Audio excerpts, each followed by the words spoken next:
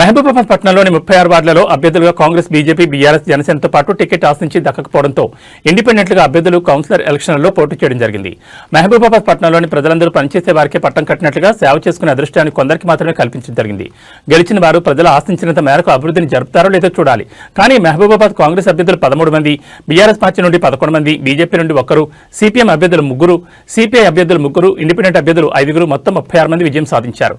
Municipality పీఠం మహిళలకు రావడంతో కాంగ్రెస్, బీఆర్ఎస్ పార్టీలకు ఎర్రజెండా పార్టీల మద్దతుగా నిలిచిన ఇండిపెండెంట్ గా పోటీ చేసి విజయం సాధించిన అభ్యర్థుల మద్దతు కూడా తప్పనిసరిగా మారడంతో మున్సిపాలిటీ పీఠం ఏ మహిళా అభ్యర్థిని భరించనుందో అనే ఆతృత ప్రజలందరిలోనూ ఉంది.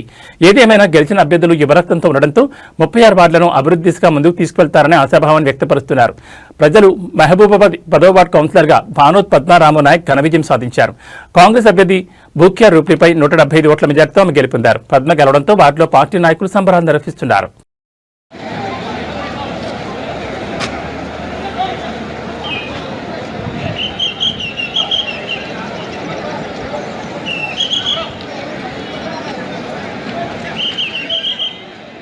రోడ్ మీద దింపాలి, అందరినీ కూడా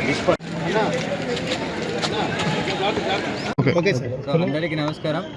ఈరోజు మహబూబాబాద్ జిల్లాలో 5 మున్సిపాలిటీస్ సంబంధించిన కౌంటింగ్ జరుగుతూ ఉంది. కౌంటింగ్ ప్రాసెస్ ఈరోజు మార్నింగ్ 8 o'clock స్టార్ట్ అయింది. సో టోటల్ 5 మున్సిపాలిటీస్లో మనం అన్ని రకాల సెక్యూరిటీ అరేంజ్మెంట్స్ చేసుకున్నాము. ప్రతి మున్సిపల్ కౌంటింగ్ సెంటర్ దగ్గర 3 tier సెక్యూరిటీ సిస్టమ్ పెట్టుకున్నాము. Outer cordon, almost 50% of the results కూడా క్లియర్ అయినాయి.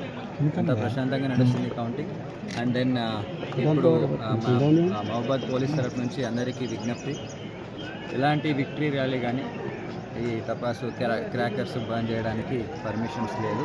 సో అందరూ కూడా సహకరించాలని నేను కోరుతున్నాను. Thank you.